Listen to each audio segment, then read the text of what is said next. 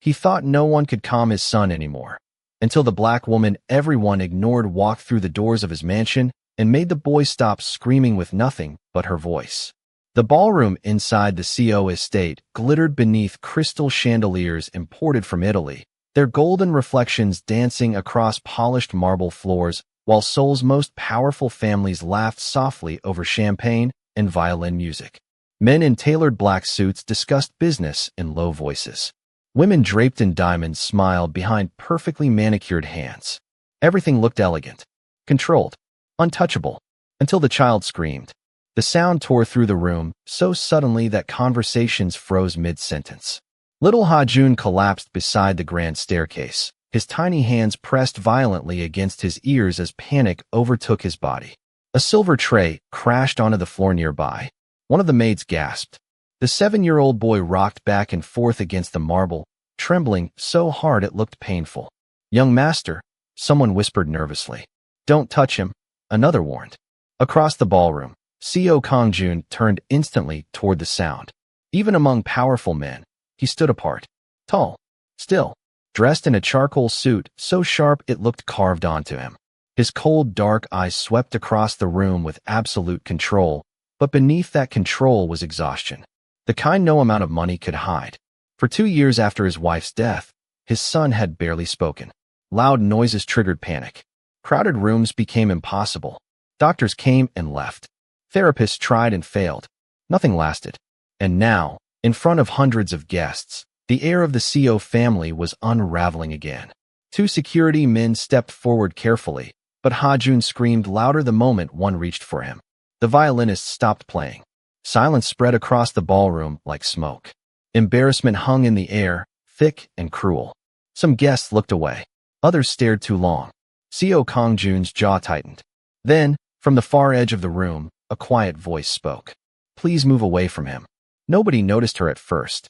She was only one of the temporary workers hired for the charity gala. A black woman standing near the catering doors in a plain dark uniform, her natural curls tied neatly behind her head. Zuri Bennett stepped forward slowly while every eye in the room turned toward her. One of the managers immediately hissed under his breath, "Don't interfere." But she kept walking, calmly, carefully, like someone approaching a wounded animal instead of a child. Ha-jun was crying so hard he could barely breathe now, his small body trapped inside panic. Zuri lowered herself onto the cold marble floor several feet away from him. Not too close, never too fast. Her voice softened into something almost musical. "Hey, sweetheart," she whispered. "You're okay." The boy didn't respond. His breathing remained uneven. Guests exchanged uncomfortable glances while Seo Kang-jun watched silently from across the room. Zuri slowly removed the silk scarf wrapped around her wrist and placed it gently on the marble between them. "Can you see the blue color?" she asked softly. "Just the blue. Nothing else." Ha-jun's sobbing faltered for half a second. "That's it," she murmured.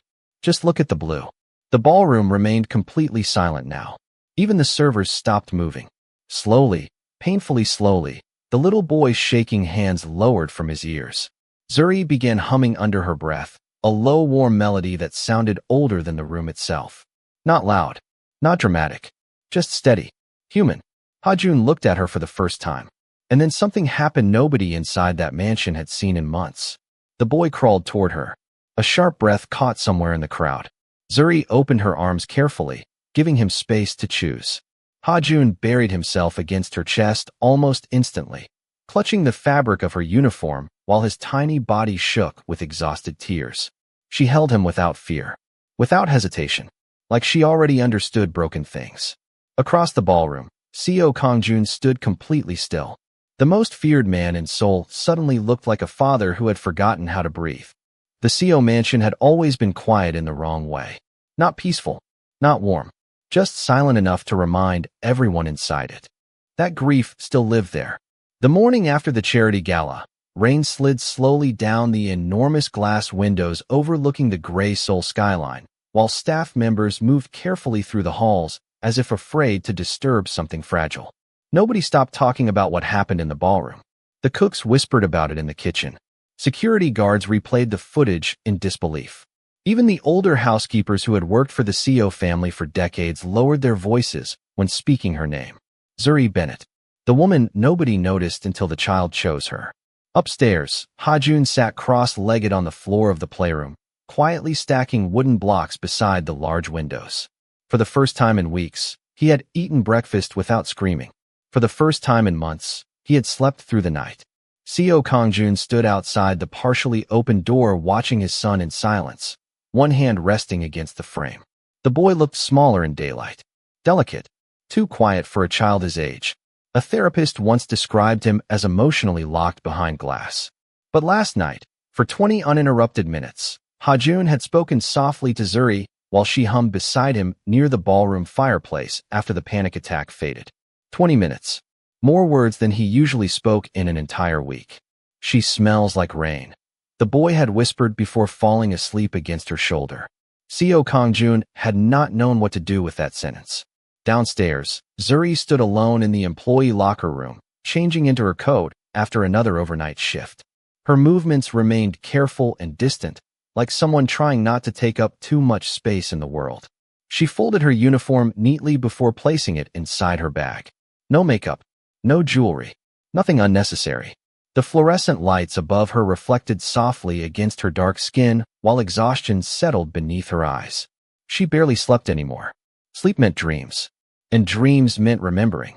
3 years earlier in Chicago, she had painted nursery walls pale yellow while choosing baby names with a man who promised forever in a voice warm enough to believe. 8 months later, she buried a tiny white coffin after a winter highway accident took both him and their daughter within seconds. Since then, she stopped allowing people close enough to leave damage behind. No relationships, no trust, no hope disguised as love. When she moved to Seoul for temporary work through an international caregiving agency, she promised herself one thing above all else. Survive quietly. Do not attach yourself to anyone, especially not powerful men with wounded eyes and dangerous silence wrapped around them like armor. But children were different. Children did not lie with charm. They did not pretend cruelty was sophistication. Children only reached toward warmth when they found it. That was what terrified her most about Ha-jun. A soft knock interrupted her thoughts. Zuri looked up quickly as the head housekeeper entered the room with unusual hesitation. "Mr. Seo would like to see you in his study," she said carefully. Every employee inside the mansion knew those words usually meant trouble. Zuri's stomach tightened immediately. "Did I do something wrong?" she asked quietly. The older woman paused before answering. "No," she said. "That is what makes this strange." 10 minutes later, Zuri stood outside the heavy wooden doors of Seo Kang-jun's private study while rain tapped softly against distant windows somewhere deep inside the mansion. She adjusted the sleeves of her coat nervously and tried to steady her breathing. On the other side of those doors waited one of the most powerful men in Korea, a man whose name could silence entire rooms, a man she had watched from a distance only once before last night. But now, for reasons she did not yet understand, the coldest house in Seoul suddenly felt like it was waiting for her answer. Seo Kang-jun's study smelled faintly of cedarwood, coffee, and rain carried in from the balcony doors left slightly open against the gray afternoon sky. The room itself felt less like an office and more like a fortress disguised as luxury. Dark shelves lined with books climbed toward the ceiling. Framed calligraphy hung beneath soft golden lights. Every detail reflected control, precision, silence. Zuri stood just inside the doorway with her hands folded carefully in front of her while the man behind the massive walnut desk studied her without speaking. Up close, he looked even more intimidating than he had in the ballroom. Broad shoulders beneath a black dress shirt with the sleeves rolled neatly to his forearms. A silver watch glinting beneath the light. Sharp eyes dark enough to reveal nothing. But exhaustion lived there now too. The kind people carried when sleep stopped helping a long time ago. "You worked with children before?" he finally asked. His voice remained calm, low, controlled. Zuri nodded once. "Yes, sir. Autism. My nephew," she answered softly. "He is 12 now. I helped raise him for several years." Seo Kang-jun leaned back slightly in his chair while rain tapped against the windows behind him. "Last night," he said slowly, "my son allowed you to touch him after 37 minutes. Most specialists do not last 3. Zuri lowered her eyes immediately. I did not mean to overstep. You did. The answer came without cruelty. Just truth. The room fell silent again. Somewhere beyond the study walls, distant thunder rolled softly across the city. Then unexpectedly, Seo Kongjun stood and walked toward the windows overlooking Seoul. Do you know why my son stopped speaking? He asked quietly. Zuri hesitated before answering. No, sir. His reflection stared back at them through the rain-streaked glass. He was inside the car when his mother died. The words landed gently but heavily, like stones dropped into still water. After that, he continued, noise became pain for him. Crowds, lights, people, even this house. Zuri felt her chest tighten. There was no performance in his voice. No manipulation. Only exhaustion wrapped carefully inside restraint. Children remember fear in strange ways, she said softly. Sometimes they remember safety too. Seo Kongjun looked at her then, fully, for the first time since she entered the room. Something unreadable moved behind his eyes before a small knock interrupted the silence. The study door opened slowly, and Hajun peeked inside, clutching a small stuffed fox against his chest. The moment he saw Zuri, his entire expression changed. Not dramatically, just enough to hurt something deep and invisible inside the room. You left, he whispered. Zuri immediately crouched to his level. I had work to finish, sweetheart. The boy stepped carefully into the study, avoiding eye contact with his father the way frightened children avoid thunder before storms. Then he walked directly toward Zuri and rested his small head against her shoulder as if the movement had become instinct. Seo Kongjun watched without moving.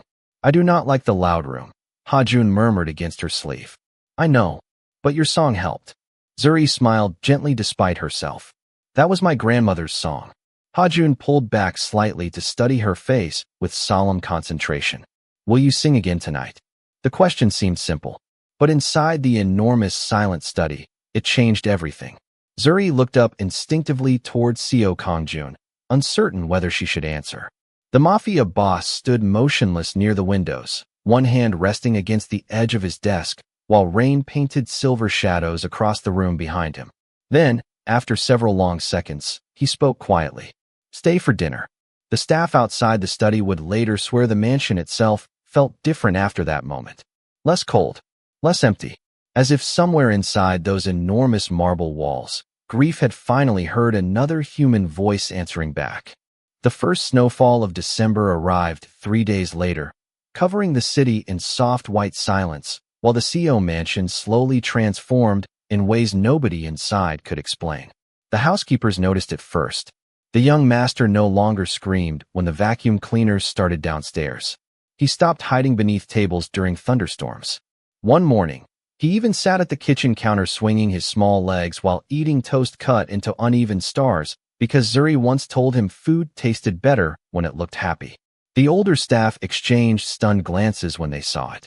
For nearly 2 years, the mansion had functioned like a museum dedicated to grief. Quiet footsteps, closed doors, meals untouched, curtains half drawn against the world. But now faint sounds began slipping through the halls again. A child laughing softly at midnight, jazz humming from the library, the clumsy sound of wooden blocks crashing onto expensive marble floors. It felt almost forbidden. Late one evening, Seo Kongjun stepped out of a business meeting and paused halfway down the second-floor corridor when he heard music drifting from Hajun's bedroom. Not polished music, not elegant, just Zuri's tired voice humming softly while winter wind brushed against the windows outside. The bedroom door remained slightly open. Through the narrow gap, he saw Hajun asleep beneath a mountain of blankets, one tiny hand wrapped around the sleeve of Zuri's sweater as if afraid she might disappear before morning. And there she sat beside him in the dim golden light of a small bedside lamp, carefully sewing the ear back onto an old stuffed fox with black thread and exhausted eyes. Seo Kongjun stood there much longer than he intended. Zuri did not notice him. She looked different when nobody was watching. Softer somehow. The strong, careful distance she carried during the day faded whenever she sat beside the child. He watched her test the repaired toy gently before placing it back against Hajun's chest. The boy smiled in his sleep almost instantly. Something tightened unexpectedly inside Seo Kongjun's chest. Not desire, not even attraction. Something more dangerous than both. Peace. the kind he had not felt since before the funeral. The floor creaked softly beneath his shoe before he could step away. Zuri looked up immediately, startled. For one brief second, their eyes met fully in the silence. "I am sorry," she whispered quickly, standing from the chair. He could not sleep. Seo Kongjun glanced toward his son. "He usually wakes every hour." "Not tonight," Zuri answered gently. Snow drifted slowly outside the bedroom windows while the warm glow from the bedside lamp softened the sharp lines of Seo Kongjun's face. Without the suit jacket and security teams surrounding him, he suddenly looked less like the man newspapers feared and more like someone carrying unbearable exhaustion alone for too long. His gaze dropped toward the stuffed fox now, resting safely beside Ha-jun. "You repaired it," he said quietly. "He cried when he thought it was broken." Zuri lowered her eyes. Children remember small heartbreaks more than adults realize. Silence settled between them again, comfortable this time, dangerous in a different way. Then Ha-jun stirred beneath the blankets, his sleepy voice barely audible. "Papa." Seo Kongjun immediately crossed the room, kneeling beside the bed with instinctive concern. The little boy blinked slowly at him before reaching one tiny hand toward both adults at once. "Stay," he murmured. The single word froze the room. Because for months, Ha-jun never asked people to stay. He only asked them not to leave loudly. Zuri instinctively stepped back. Boundaries mattered, especially in houses filled with power. But Seo Kongjun looked at his son's small trembling hand for several long seconds before quietly sitting beside the bed. After another moment, Zuri returned to the chair near the lamp. Ha-jun fell asleep holding both their hands at the same time.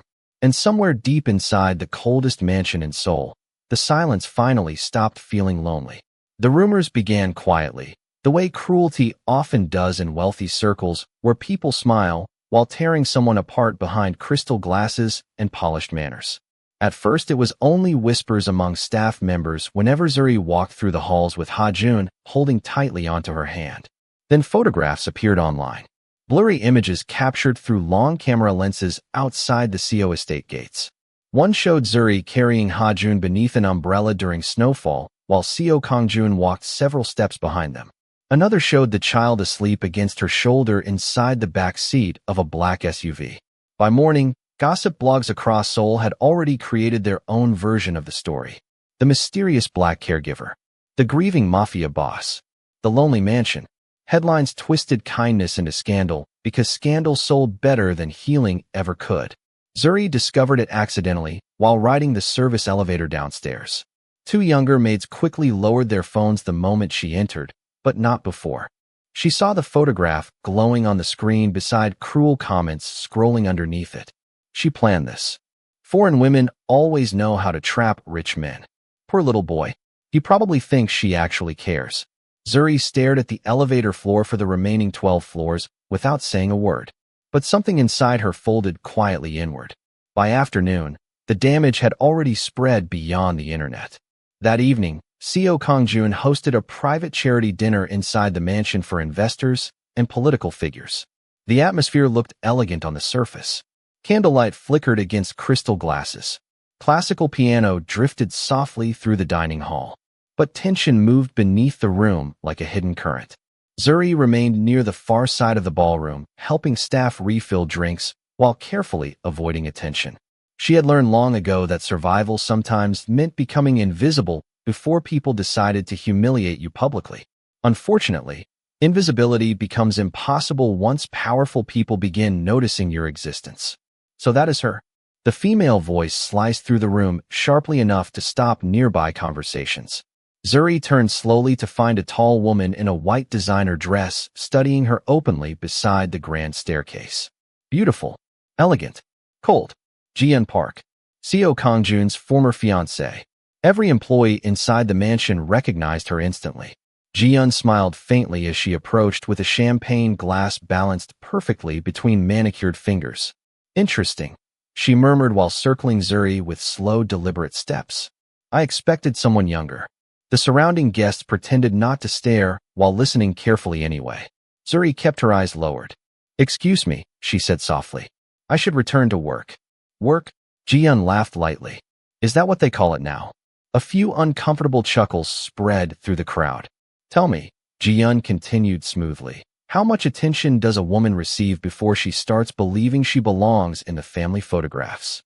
The room went painfully still. Zuri felt heat rise behind her eyes almost instantly, but she refused to cry there.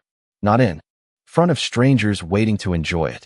She tightened her grip around the serving tray until her knuckles ached. Across the ballroom, Seo Kang-joon had heard every word. His dark gaze locked onto the scene from beside the fireplace, while silence slowly spread through the room like breaking glass. Ji-yeon tilted her head slightly, studying Zuri's silence with cruel amusement. "Do not misunderstand kindness for invitation," she said softly. "Men like Kang-joon protect broken things. That does not mean they keep them forever." For one long, terrible second, nobody moved. Then a small voice suddenly cut through the ballroom. "She is not broken."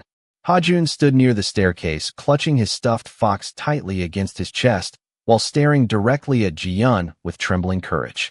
And in that moment, every person inside the room realized the child had spoken more words in one evening to defend Zuri than he had spoken publicly in nearly 2 years. The silence after Ha-joon spoke felt heavier than the snowfall gathering outside the mansion windows. Nobody inside the ballroom knew where to look.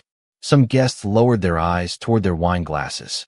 Others pretended sudden fascination with the musicians quietly packing away their instruments near the stage. But Ji-yeon Park stood frozen beside the staircase, her polished smile finally cracking beneath the weight of a 7-year-old boy defending the woman everyone else had chosen to humiliate. Ha-joon's small hands trembled around the stuffed fox pressed against his chest, yet he did not look away from her. "She sings when I cannot sleep," he whispered softly. "She stays when I am scared." The room went completely still. Seo Kang-joon crossed the ballroom slowly then, each step measured and controlled beneath the warm chandelier light. Nobody spoke as he approached his son. His dark suit contrasted sharply against the pale marble floors while snow drifted beyond the enormous glass windows like silent ash falling over Seoul. He stopped beside Ha-joon first, not Ji-yeon. That detail did not go unnoticed. The child immediately moved closer to his father without taking his eyes off Zuri. Seo Kang-joon rested one hand gently against the boy's shoulder before finally lifting his gaze toward Ji-yeon.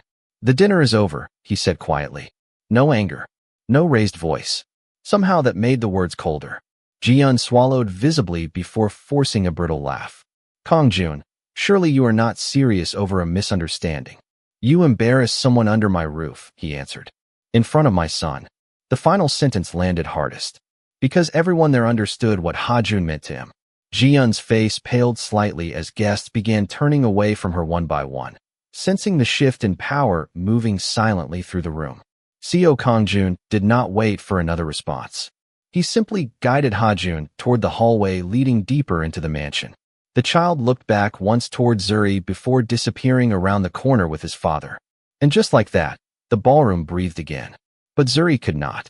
30 minutes later, she stood alone beneath the covered stone entrance outside the mansion while icy rain mixed with melting snow around the gardens. Her suitcase rested beside her feet. Not large, just enough for someone accustomed to leaving quietly. The security staff avoided eye contact as they passed. Inside the house, laughter and music had vanished completely. Zuri wrapped her coat tighter around herself while staring at the dark city lights glowing below the hill. She should have left sooner. Before attachment became dangerous. Before a lonely child started trusting her voice. Before she began recognizing exhaustion in Seo Kang-joon's eyes because it looked too much like her own. The sound of footsteps behind her cut softly through the rain. She knew who it was before turning around. Seo Kang-joon stopped several feet away beneath the dim entrance lights, one hand tucked inside the pocket of his dark overcoat. Snowflakes melted slowly against his black hair. Neither of them spoke immediately. The cold wind moved between them instead. "You are leaving," he finally said. Zuri nodded once. "It is better this way." His gaze dropped briefly toward the suitcase beside her feet. For who? The question hurt more than she expected. Zuri looked away toward the city. Skyline shimmering through the storm. "People already think terrible things," she whispered. "Your son hears them. He should not grow up defending me from rooms full of strangers." Seo Kang-joon remained silent. The rain tapped softly against the stone steps around them.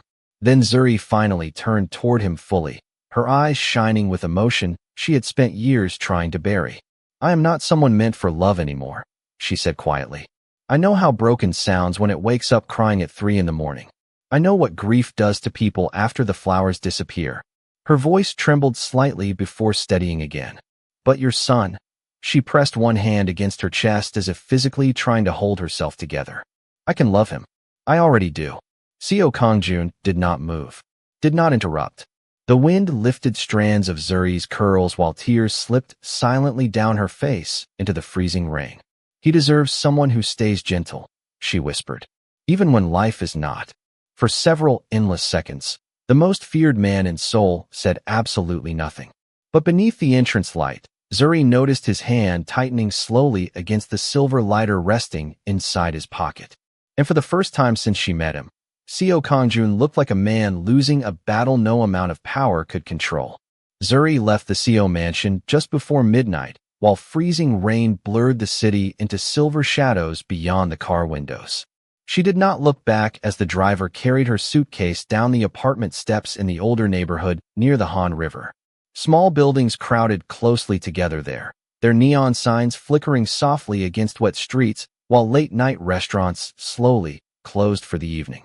It felt nothing like the cold perfection of the Seo estate, and that was exactly why she chose it. Safe places were always smaller than people expected. Upstairs in her tiny apartment, Zuri sat quietly beside the window with a blanket wrapped around her shoulders while untouched tea cooled beside her hands. The room remained dim except for soft city light filtering through the curtains. For hours she stared at her silent phone, trying to convince herself leaving had been the right thing. Children survived disappointment all the time. Rich men forgot people quickly. The world moved on. That was what she told herself anyway. But sometime after 2 in the morning, her chest began tightening with a different kind of fear. The kind women carried when they already knew something was wrong before anyone spoke the words aloud. Back at the Seo mansion, panic spread silently beneath polished marble and controlled voices. At first, the staff assumed Ha-jun was asleep. His bedroom light remained off. The stuffed fox still rested on the pillow. But at 1:37 in the morning, a housekeeper noticed the child's winter boots missing from the front entry closet. By 1:45, security cameras revealed the impossible. A tiny figure in an oversized coat slipping quietly through the side gate during snowfall while clutching a small backpack against his chest. Alone. The mansion changed instantly after that. Guards rushed through hallways speaking into radios. Black SUVs disappeared into the city streets beneath heavy snow. Staff members searched parks, train stations, convenience stores, playgrounds, anywhere a frightened 7-year-old might wander while looking for someone he trusted. But the worst part was not the disappearance itself. It was what they found missing from his room. The child's emergency sensory headphones remained untouched beside the bed. So did his favorite blanket. The only thing gone besides the backpack was the old stuffed fox Zuri repaired for him. Seo Kongjun stood in the center of the security room watching the footage replay over and over across glowing monitors while snowstorms swallowed the streets outside. Nobody dared speak unnecessarily around him. He looked calm at first glance. Too calm. But people who worked for powerful men understood the danger of silence. His jaw remained locked, so tightly a muscle trembled near his temple.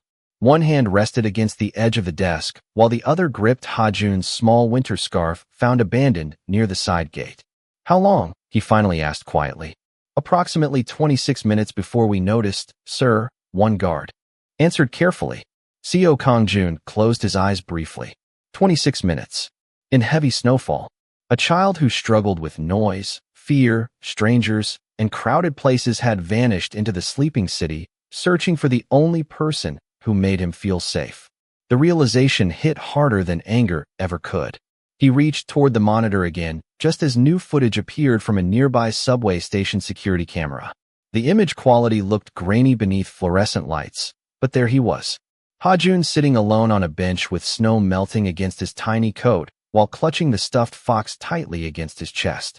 A transit officer crouched nearby, speaking gently to him. Then the little boy looked up toward the camera with exhausted red eyes and whispered something barely visible on the silent recording. The officer later repeated the words to security. "Can you take me to Zuri?" The room went completely still. Seo Kongjun stared at the screen without moving for several endless seconds before quietly reaching for his coat. Nobody offered to accompany him. Nobody needed instructions. Because suddenly the most powerful man in Seoul no longer looked like a feared mafia boss searching for his missing heir. He looked like a father terrified his son had followed heartbreak into the cold. By the time Seo Kongjun's black sedan stopped outside Zuri's apartment building, dawn had begun bleeding pale gray light across the snowy streets of Seoul. The storm had quieted overnight, leaving the city wrapped in exhausted silence beneath layers of white. Steam drifted from nearby street vendors preparing for the morning rush, while distant traffic hummed softly beyond the river. Seo Kongjun stepped out alone without waiting for security to open the door for him. Snow crunched beneath polished shoes that had walked through billion-dollar negotiations and rooms full of dangerous men without hesitation. Yet now, standing beneath the flickering neon sign of an aging apartment complex, he looked strangely uncertain. One upstairs window still glowed faintly through thin curtains. He climbed the narrow stairwell quietly, one hand gripping Hajun's scarf inside the pocket of his coat while exhaustion settled heavily beneath his eyes. The hallway smelled faintly of laundry detergent and old radiator heat. Small, ordinary, human, nothing like the mansion his son grew up inside. When Seo Kongjun finally stopped outside apartment 3B, he heard it before he knocked. Music, soft humming drifting through the door like warmth itself. Zuri's voice. He closed his eyes briefly at the sound. Then he knocked once. Inside, the humming stopped immediately. A few seconds later, the door opened halfway, and Zuri froze the moment she saw him standing there beneath the dim hallway light, with snow melting against his dark coat. Fear flashed across her face first, then confusion, then something deeper when she noticed the expression in his eyes. "What happened?" she whispered instantly. Seo Kongjun did not answer right away. He simply stepped aside slightly. And there, curled asleep on the hallway bench wrapped inside an oversized winter coat, sat Hajun clutching the stuffed fox tightly against his chest. Zuri's breath caught painfully. "Oh my God!" She dropped to her knees beside him immediately, trembling hands brushing snowflakes gently from his hair. The little boy stirred at the sound of her voice before opening tired eyes. For half a second, confusion clouded his face. Then relief broke across him so suddenly it almost looked painful. "Zuri," he whispered.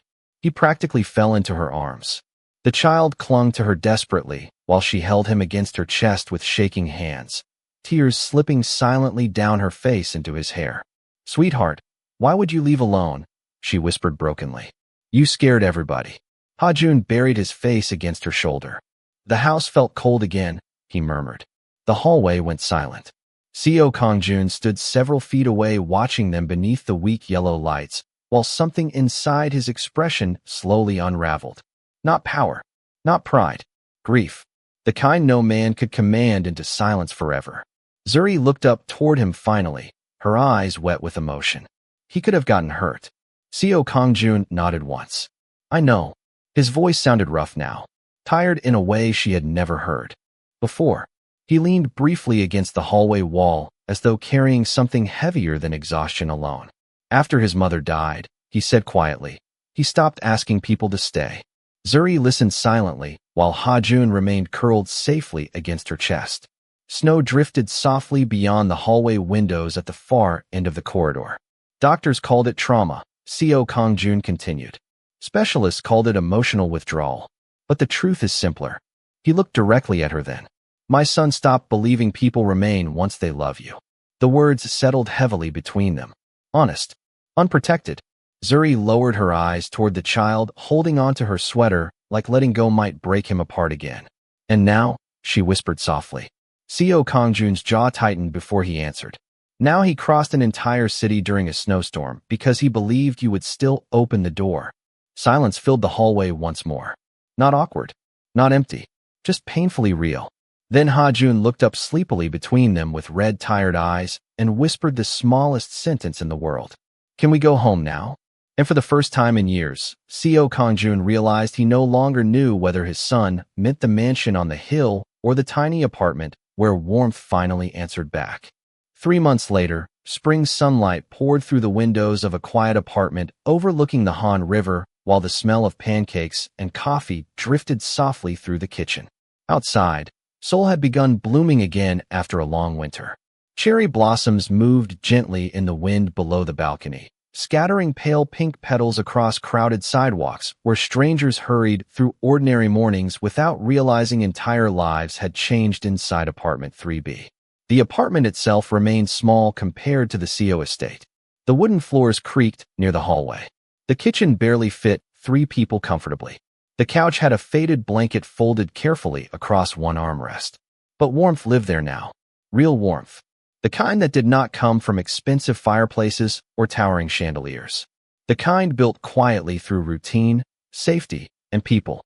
Choosing to stay, Ha-jun sat cross-legged at the kitchen counter wearing socks that did not match while carefully drawing dinosaurs with blue crayons across the back of an old grocery receipt. Every few minutes he glanced toward the stove where Zuri flipped pancakes while humming softly beneath her breath. The sound had become part of the apartment now. Like breathing. Like morning light.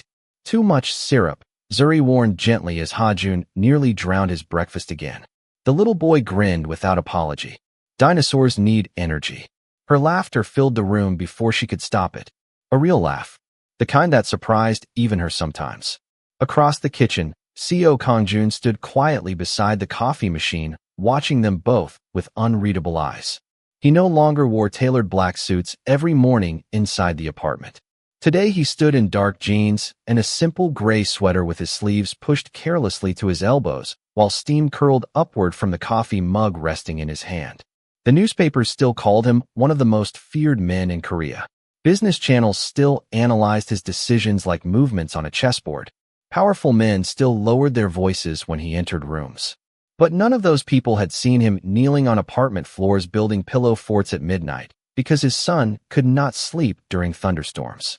None of them had seen the way he now paused outside kitchen doorways simply to listen to laughter existing peacefully inside his life again.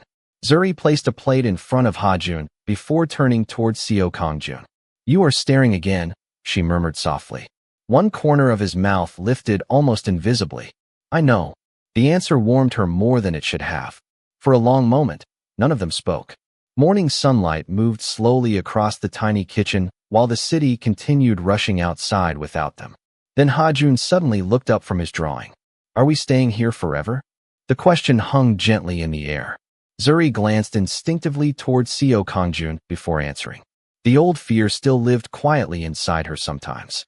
Fear of belonging too much. Fear of happiness disappearing. Without warning. But Seo Kang-jun stepped closer then and placed a small silver key on the kitchen counter between them. Zuri frowned softly. "What is this?" "The apartment next door," he answered. "The owner decided to sell." She blinked in confusion. "Why would I need that?" Seo Kang-jun looked at her steadily beneath the soft morning light.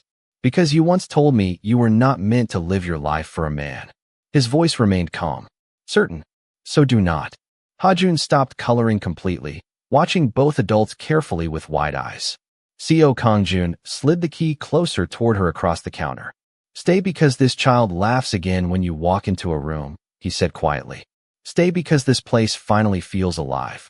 Zuri stared at the silver key while emotion tightened painfully in her chest. No promises. No grand confession. No dramatic declarations about love. Just something gentler. Something safer. Choice. Ha-jun climbed off the chair suddenly and wrapped his arms tightly around Zuri's waist. "Please do not leave again," he whispered. She closed her eyes immediately as tears slipped silently down her face into his hair. Seo Kang-jun turned toward the kitchen window then, pretending not to notice while morning sunlight caught briefly against eyes darker and softer than before. And somewhere between the tiny apartment kitchen, the crooked pancake stack, the child clutching her sweater, and the quiet man standing beside the window, Zuri finally understood something grief had hidden from her for years. Home was not always a place people inherited. Sometimes it was simply the first room where your heart stopped preparing to be abandoned.